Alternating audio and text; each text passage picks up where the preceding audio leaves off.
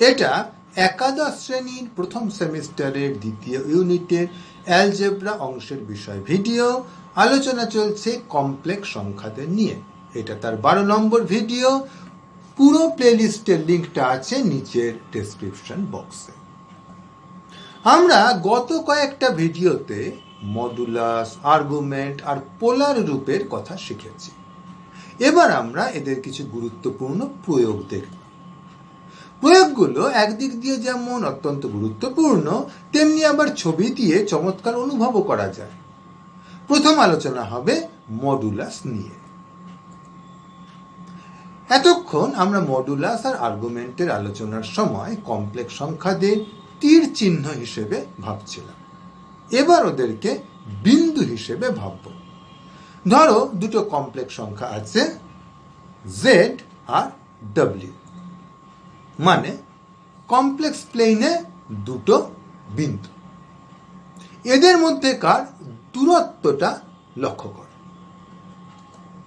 এই দূরত্বটাকে সহজে লিখে প্রকাশ করার একটা পথ আছে, z মাইনাস w তার মডুলাস। মানে ওদের যে কোনোটা থেকে অন্যটাকে বিয়োগ করে সেই বিয়োগ ফলটার মডুলাস নিচ্ছি। কোনটা থেকে কোনটা বিয়োগ করছো তাতে কিছু এসে যায় না, দুই ক্ষেত্রেই একই উত্তর পাবে। এমনটা কেন হচ্ছে সেটা দেখা মোটেই শক্ত নয়। দুটো সংখ্যাকেই তাদের কার্টেজিয়ান রূপে লেখো। ধরো z হলো a প্লাস bi আর w হলো c প্লাস di, যেখানে a b c d সকলেই হচ্ছে বাস্তব সংখ্যা। এবার এই সমকোণী ত্রিভুজটাকে লক্ষ্য করো। এই যে বাহুটা, এই বাহুটার দৈর্ঘ্য হচ্ছে c মাইনাস a, আর এই বাহুটার দৈর্ঘ্য হচ্ছে d মাইনাস b। এবার পিথাগোরাস লাগালেই দেখবে যে এই দূরত্বটা মানে অতিভুজটা সেটা হচ্ছে c minus a whole square plus d minus b whole square, পুরোটার উপরে স্কোয়ার রুট। এবং সেটাই তো এই জিনিসটা। এখানে অবশ্য বিন্দু দুটোকে অন্যভাবেও নেওয়া যেত, যেমন এইভাবে। এখানে b গ্রেটার দ্যান d হয়ে গেছে, তাই এবার আমরা যখন এই দৈর্ঘ্যটা মাপছি তখন সেটাকে d মাইনাস b না বলে b মাইনাস d বলা উচিত। কিন্তু যেহেতু এটা ব্যবহারের সময় আমরা একটা স্কোয়ার করে নিচ্ছি, তাই কে আগে কে পরে তাতে কিছুই এসে যাচ্ছে না। লক্ষ্য করো এখানে আমরা কোথাও তীর চিহ্ন আঁকিনি বা আর্গুমেন্টও ব্যবহার করিনি, তাই এখানে যে কোনো কমপ্লেক্স সংখ্যা নিয়ে কাজ করা যায়, শূন্য হয়ে গেলেও আপত্তি নেই। আচ্ছা, আমাদের ভিডিও আরো বাকি আছে, কিন্তু আপাতত এখানেই পজ করে নিচের ডেসক্রিপশন বক্সে গিয়ে প্রথম এমসিকিউ লিঙ্কটায় ক্লিক করে একটা পরীক্ষা দিয়ে নাও।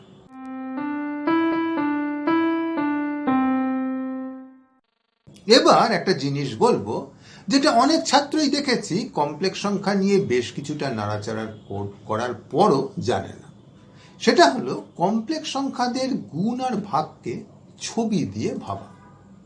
ধরো দুটো কমপ্লেক্স সংখ্যা আছে, এদেরকে আমরা কমপ্লেক্স প্লেনে তীর চিহ্ন হিসেবে ভাবব। যেহেতু তীর চিহ্ন ব্যবহার করছি, তাই ধরে নিচ্ছি যে ওরা কেউই শূন্য নয়। ধরো এদের নাম দিলাম z আর w। যদি ওদেরকে গুণ করি তবে যে নতুন কমপ্লেক্স সংখ্যাটা পাবো মানে zw, সেটাও একটা তীর চিহ্ন হবে।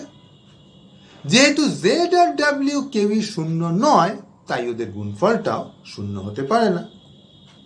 কথা হলো, এই যে লাল তীর চিহ্ন দুটো, এদেরকে দেখেই কি তুমি নীল তীর চিহ্নটা বলে দিতে পারবে? অবশ্যই সংখ্যা দুটোকে প্রথমে কার্টেজিয়ান রূপে নিয়ে গিয়ে কষ্ট করে গুণ করে কাজটা করাই যায়, কিন্তু খালি ছবি দিয়ে চিন্তা করে কি করা যায়? উত্তর হলো হ্যাঁ, যায়। এবং কায়দাটা জানলে অনেক ক্ষেত্রে খালি চোখে দেখেই উত্তরটা আন্দাজ করে ফেলা যায়। কায়দাটা এই, লাল তীর চিহ্ন দুটোর দৈর্ঘ্য দুটো যদি গুণ করো তবে যা হবে সেটাই হবে নীল তীর চিহ্নের দৈর্ঘ্য। মানে z গুণ w, zw তার মডুলাস হচ্ছে z এর মডুলাস গুণ w এর মডুলাস। সুতরাং যদি একটার দৈর্ঘ্য 2 হয় তবে সেটা দিয়ে গুণ করলে কোনো তীর চিহ্ন লম্বায় দ্বিগুণ হয়ে যাবে।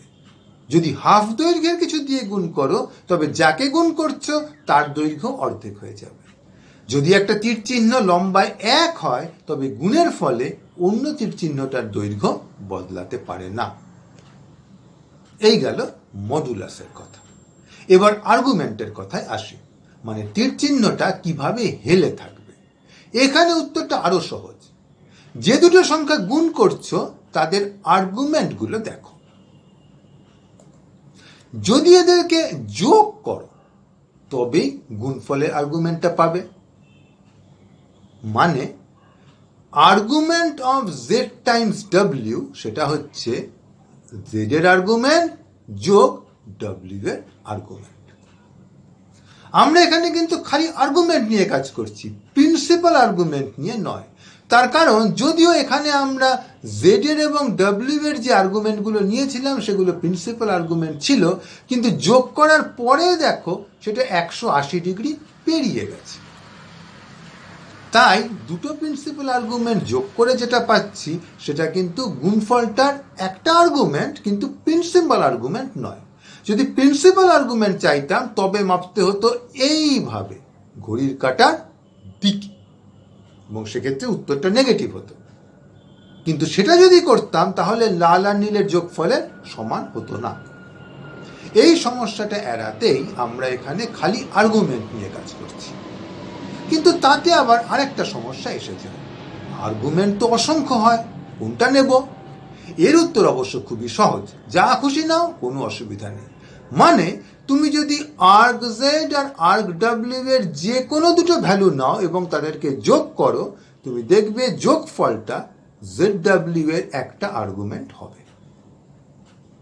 বিপরীত পক্ষে তুমি যদি এখান থেকে যে কোনো একটা ভ্যালু নাও, জেড ডব্লিউ এর যে কোনো একটা আর্গুমেন্ট নাও, তবে আর্গ জেড এবং আর্গ ডব্লিউ এর এমন দুটো ভ্যালু পাবে যাতে যোগ করলে তুমি যে ভ্যালুটা নিয়েছিলে ঠিক সেই ভ্যালুটাই আসবে।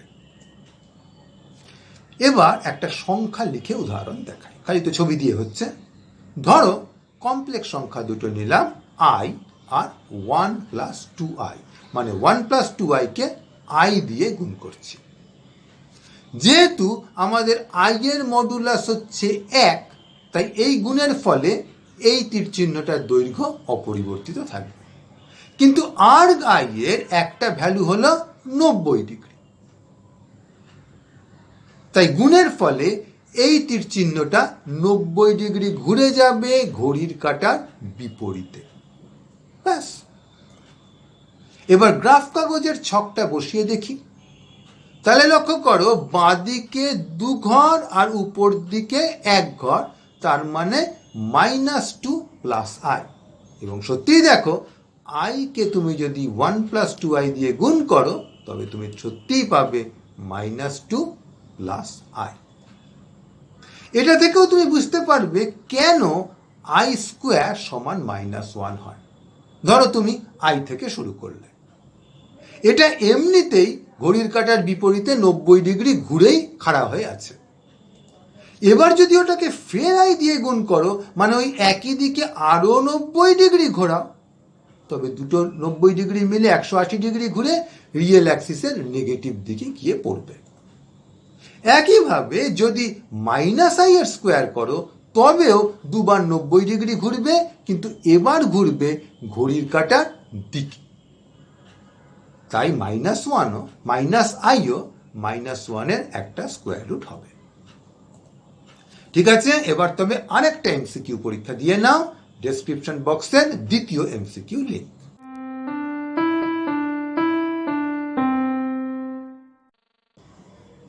গুণের বেলায় যা যা বললাম সেটাকেই উল্টে দিলে ভাগের ব্যাপারটা হয়ে যায়। গুণের বেলায় ছিল মড ZW, ZW এর মডুলাস সমান মড Z গুণ মড W, মানে কমপ্লেক্স সংখ্যাটির গুণের বেলায় মডুলাস গুণ হয়ে যায়। আর ছিল arg ZW সমান arg Z plus arg W, মানে আর্গুমেন্ট যোগ হয়ে যায়। ঠিক এর উল্টোটা হয় ভাগের ক্ষেত্রে, মডুলাস ভাগ হয়ে যাবে আর আর্গুমেন্ট বিয়োগ হয়ে যাবে। মানে মড অফ জেড ভাগ ডাব্লিউ হচ্ছে mod Z divided by mod W, এবং arg of Z by W হচ্ছে arg of Z minus arg of W. একটা উদাহরণ দেখা যাক। এই ধরো একটা কমপ্লেক্স সংখ্যা আছে জেড, আমরা এটাকে ভাগ করতে চাই 1 প্লাস আই দিয়ে। এবার এই ত্রিভুজটার দিকে তাকালেই বুঝবে যে এটা একটা সমদ্বিবাহু সমকোণী ত্রিভুজ, যার এই বাহু এবং এই বাহু দুটোই হলো দৈর্ঘ্য 1। সুতরাং এই যে অতিভুজটা সেটা হবে স্কোয়ার রুট অফ 2, আর এই যে কোণটা সেটা হবে 45 ডিগ্রি। সুতরাং ভাগটা আমরা 2 ধাপে করতে পারবো। প্রথমে মডুলাস দিয়ে ভাগ করব। যেহেতু স্কোয়ার রুট অফ 2 হচ্ছে 1-এর থেকে বড়, তাই স্কোয়ার রুট 2 দিয়ে ভাগ করার ফলে তীর চিহ্নটা ছোট হয়ে যাবে। এবার এটার আর্গুমেন্ট থেকে আমরা 45 ডিগ্রি বিয়োগ করব। বিয়োগ করব মানে 45 ডিগ্রি ঘোরাবো ঘড়ির কাঁটার দিকে। ব্যাস, এই তীর চিহ্নটা যে কমপ্লেক্স সংখ্যাকে বোঝাচ্ছে সেটাই হলো আমাদের জেড ভাগ ডাব্লিউ। গুণ ভাগকে এইভাবে ছবি দিয়ে ভাবা খুবই কাজে লাগে। বস্তুত অঙ্ক নিয়ে যারা আরো চর্চা করবে তারা দেখবে যে সবসময় যে সত্যি সত্যি হাতে কলমে বা ক্যালকুলেটরে গুণ ভাগ করতে হয় তা কিন্তু নয়, বেশিটাই করতে হয় এরকম ছবি দিয়ে কল্পনার মাধ্যমে। এইবার আমাদের তৃতীয় পরীক্ষার সময় এসে গেছে। নিচের ডেসক্রিপশন বক্সের তৃতীয় এমসিকিউ এর লিঙ্কে ক্লিক করে ফেলো।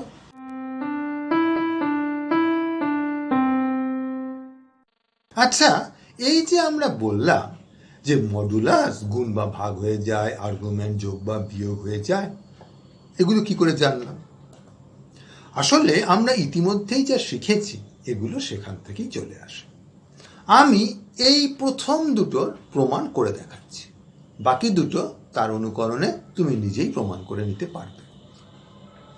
এখানে অবশ্য একাদশ শ্রেণীর ত্রিকোণমিতি থেকে দুটো সূত্র লাগবে, এইটা আর এইটা। সাইন এ প্লাস বি সেটা হচ্ছে সাইন এ গুণ কস বি যোগ সাইন বি গুণ কস এ, আর একইভাবে কস এ প্লাস বি হচ্ছে কস এ কস বি মাইনাস সাইন এ সাইন বি। এবার মনে করো জেড আর ডব্লিউ হলো দুটো তীর চিহ্ন, মানে কমপ্লেক্স সংখ্যা। ধরো জেড এর মডুলাস হলো আর, আর আর্গুমেন্ট হলো থিটা, আর ডব্লিউ এর বেলায় মডুলাস হলো এস আর আর্গুমেন্ট হলো ফাই। তবে জেড এর কার্টেজিয়ান রূপ কি হবে? সেটা হবে আর গুণ cos theta plus I sine theta. দেখো মডুলাসটা বাইরে গুণ হয়, আর যেটা আর্গুমেন্ট সেটা কস প্রথমে আই গুণ সাইন, এই চেহারাটা হয়। এটা আমরা আগেই দেখেছি। একইভাবে ডব্লিউ এর বেলায় হবে এস গুণ cos phi plus I sine phi. এবার ওদেরকে গুণ করে ফেলা যাক। এখন এখানে আমি দেখতে পাচ্ছি যে আর আছে আর এস আছে বাইরে, তাহলে প্রথমে গুণ হলে আমি একটা আর এস পাবো, তারপর এই ব্র্যাকেটের জিনিস দুটো গুণ হবে। এবার ব্র্যাকেটের ভিতরের জিনিসগুলো যে কমপ্লেক্স সংখ্যা দুটো তাদেরকে গুণ করি, তাহলে প্রথমে দেখি ওদের রিয়েল অংশটা কত হয়। রিয়েল অংশটা আমি কি করে পেয়েছি? কস থিটা গুণ কস ফাই আর আই সাইন থিটা গুণ আই সাইন ফাই, দুটো আই মিলে আই স্কোয়ার হয়ে গেছে বলে আমার এখানে একটা মাইনাস চিহ্ন এসেছে। এবার ইমাজিনারি অংশটা দেখি, সেটা কি করে পাচ্ছি? সেটা পাচ্ছি আমি এটা গুণ এটা এবং এইটা গুণ এইটা। তাহলে হয়ে গেল কি? সংক্ষেপে আমি যদি এটাকে গুটিয়ে লিখি, ওই যে সূত্র দুটো শিখেছি তা থেকে আমি বলতে পারি যে এটা হচ্ছে আসলে আর এস গুণ কস থিটা যোগ phi plus I sine theta যোগ ফাই। তাহলে দেখো আবার ঠিক এরকমই চেহারার একটা জিনিস এসেছে। সুতরাং আমি বুঝতে পারছি যে এটার মডুলাস হবে এই আর এস, গুণফলটার মডুলাস আর, এবং এই দুটোই যাবে, এরাই কিন্তু হচ্ছে জেড আর ডাব্লিউ এর মডুলাসের গুণফল, আর আর্গুমেন্টগুলো হবে ওদের আর্গুমেন্ট দুটোর যোগফল। এবার একই কায়দায় তুমি ভাগের সূত্র দুটো প্রমাণ করতে পারবে, ভাগ এখানে বিয়োগ। খালি এইবার কিন্তু এ প্লাস বি দের সূত্র নিয়ে কাজ করলে হবে না, এখানে তোমাকে এ মাইনাস বি এর সূত্রদের নিয়ে কাজ করতে হবে। ঠিক আছে, চেষ্টা করে দেখো এই দুটোকেও একইভাবে প্রমাণ করতে পারছো কিনা। এই আমাদের প্লে লিস্ট শেষ হল। 1 ডজন ভিডিও ছিল এতে। এখানে আমরা ওয়েস্ট বেঙ্গল বোর্ডের একাদশ শ্রেণীর সিলেবাস অনুযায়ী এগিয়েছিলাম, ফলে কমপ্লেক্স সংখ্যাদের বিষয়ে বেশ কিছু কথা বলা হয়নি, যেগুলো এই পর্যায়ে ছাত্রছাত্রীদের জানা থাকা বলে মনে করি। সেগুলো নিয়ে আরও কিছু ভিডিও করার ভবিষ্যতে ইচ্ছে আছে।